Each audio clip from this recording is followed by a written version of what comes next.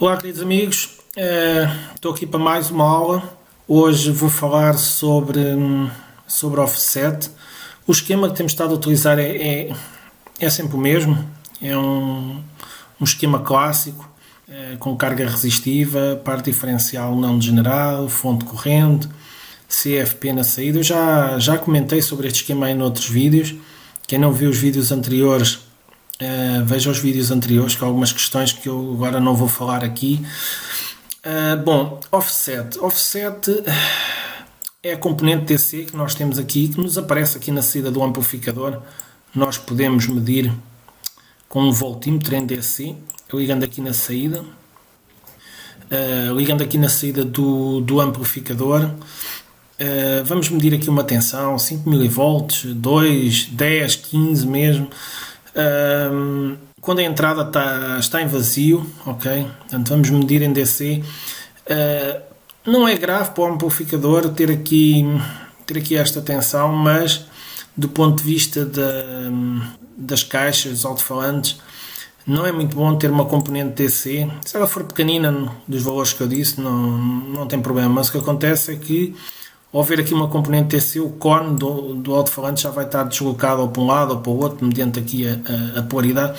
O ideal é não ter esta componente DC. Portanto, a componente DC é algo que não é desejado. Se nós conseguirmos reduzir, é sempre bom. Então, eu hoje tinha pensado falar, explicar como aparece o offset, o que é que podemos fazer para reduzir o offset no amplificador. Depois tinha aqui um esquemazinho aqui ao lado, que nos vai permitir analisar aqui uma questão, porque isto não é muito fácil a análise. Eu vou considerar aqui um caso ideal e depois à volta desse caso ideal vamos ver uma pequena variaçãozinha e ver o que é que acontece.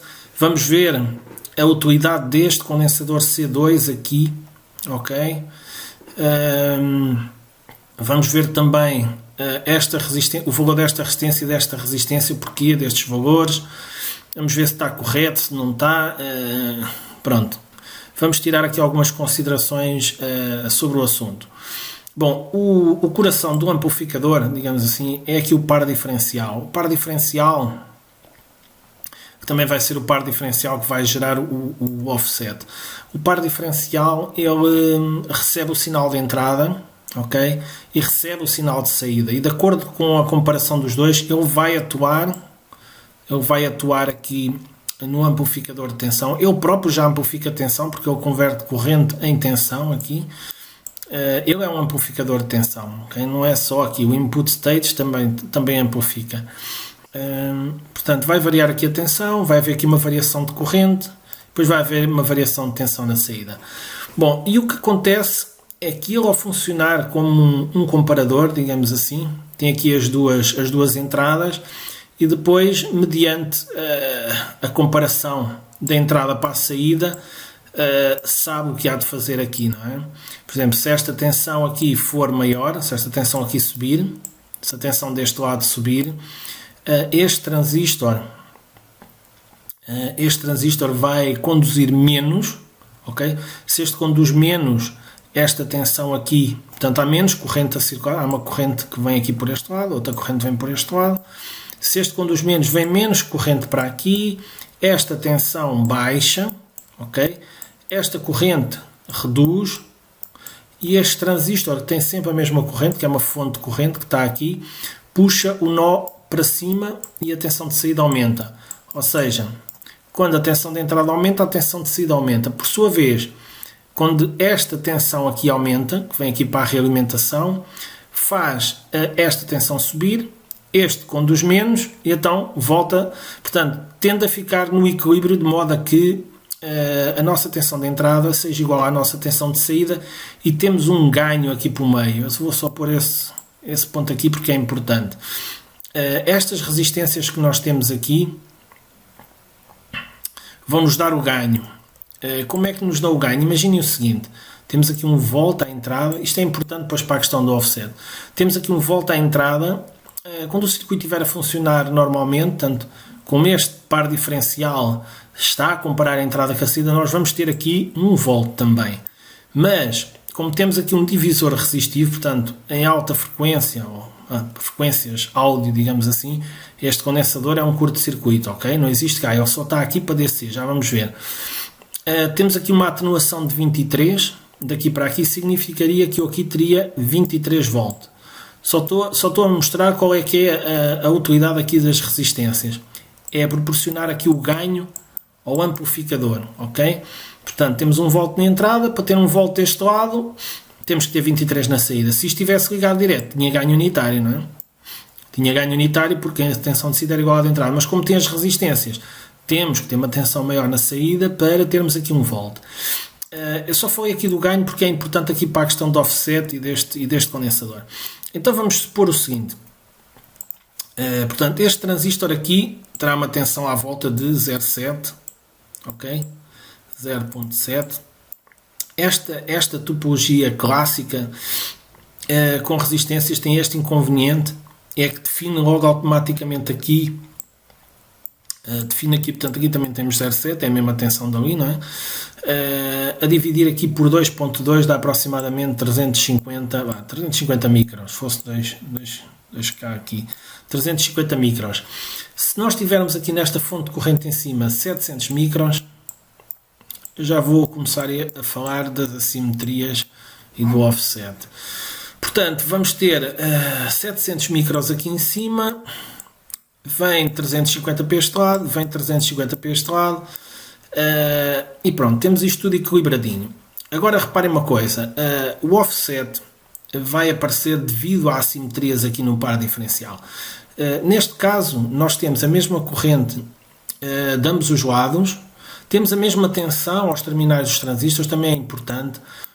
Estamos a assumir que os transistores são iguais, tem o mesmo beta. Então, neste caso, o que acontece aqui é o seguinte, temos aqui 350 micros, e reparem, esta corrente que vem aqui de cima, vem uma parte para aqui, mas também há uma parte desta corrente que vai para a base e vem para aqui. Portanto, estamos a assumir o caso em que o amplificador não tem sinal. Neste caso aqui, ok, 350 micros de corrente, se assumirmos que o transistor tem um beta de 350, já é um bom beta, um bom transistor, teríamos 1 microampere na base. 1 microampere vezes 1K daria 1 mili, portanto 10 dá 10 mili. Temos uma tensão aqui de 10 mili. Vamos colocar agora aqui. Ok. Mais, menos 10 mili. Ok? Agora, nós sabemos que o circuito precisa de 350 micros aqui. Ok? Precisa aqui de 350 micros neste caso. E os outros têm que passar por aqui. Para termos aqui também mais, relativamente à massa, mais 10 mV, ok? Mais 10 mV. Quanto é que teríamos de ter na saída? Se esta resistência aqui fosse 10K, vamos pôr aqui 10K, fossem as duas iguais, nesta condição aqui, portanto, também iria passar por aqui também o mesmo 1 micro, e teríamos aqui 10 mili, as tensões seriam iguais, isto estaria tudo em equilíbrio. O problema é que se esta resistência for diferente desta, esta corrente aqui vai dar uma queda de tensão diferente dos 10 mili. Então o resto da tensão tem que aparecer em algum lado, porque é preciso ter aqui os 10 mili para isto ficar em equilíbrio e dar a tensão. Eu estou a assumir esta condição, senão isto torna-se muito complexo a análise. Então, o que é que temos aqui?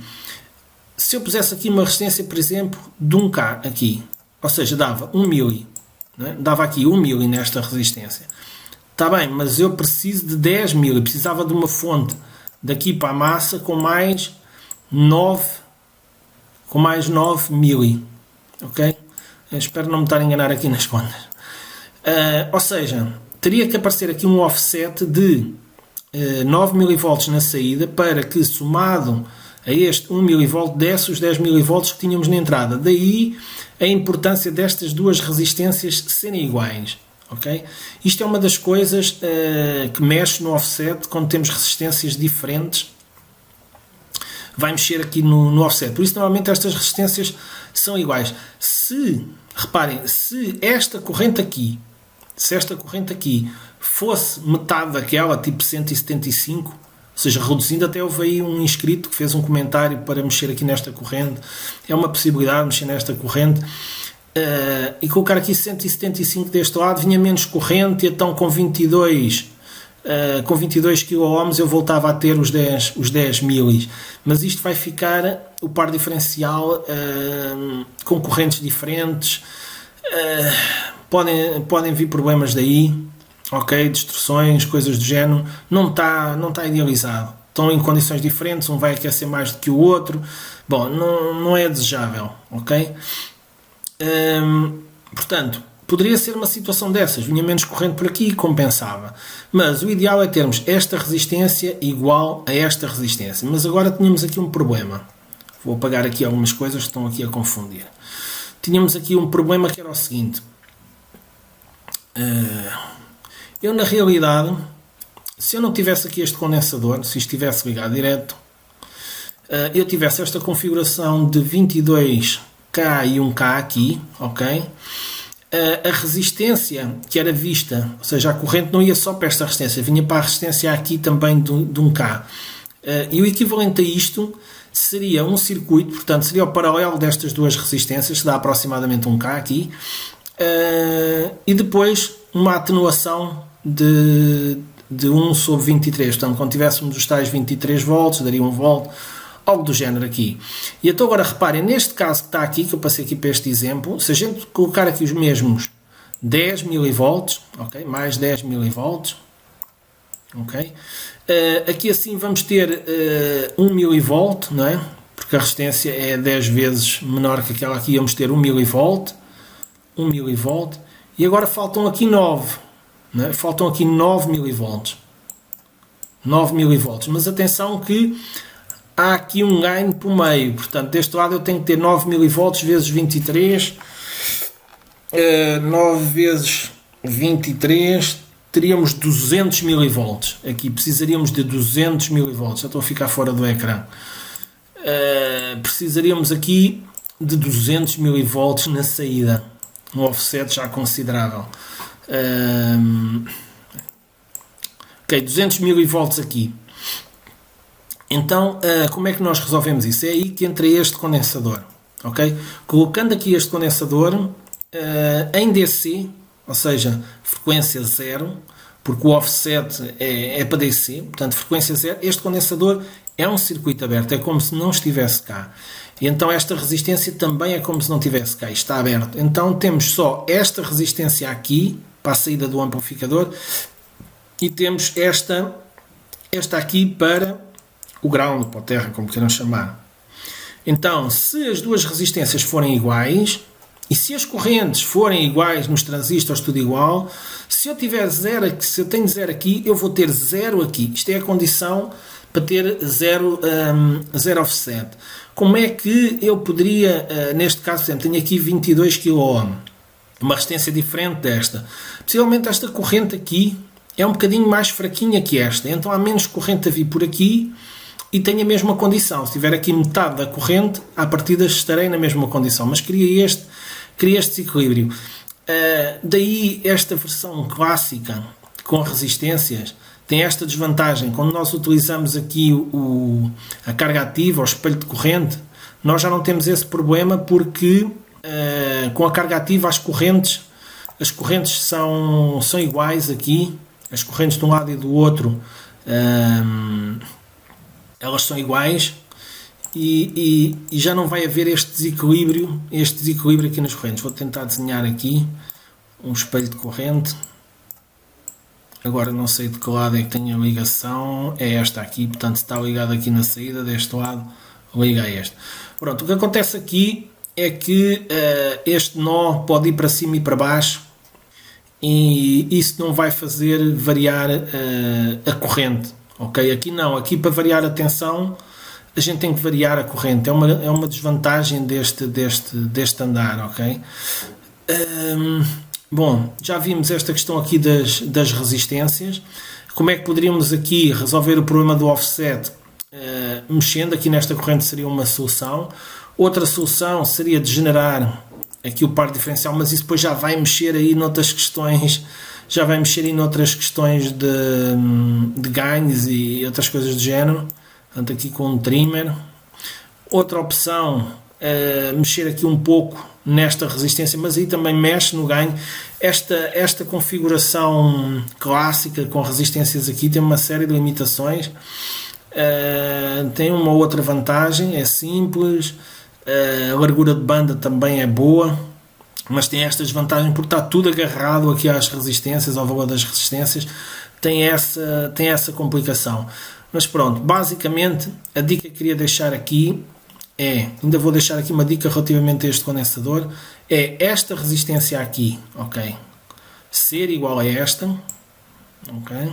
Na condição em que estas correntes são iguais, isso pode-se ajustar, ou seja, nós sabemos qual é que é a corrente que precisamos aqui precisamos de 300, então nós vamos ajustar esta corrente para 600, ok? Isto é muito importante, ajustamos aqui para 600, passa metade de cada lado, metemos estas duas resistências iguais.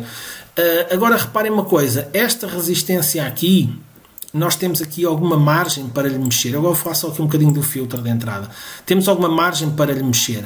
Mas nesta aqui não temos assim tanta margem, porque isto é um filtro que passa alto e nós queremos garantir aqui alguma impedância, a impedância vista daqui que não seja muito baixa, senão quando ligarmos aqui um circuito ele não consegue fazer drive aqui desta resistência. Então temos logo aqui uma limitação, ok?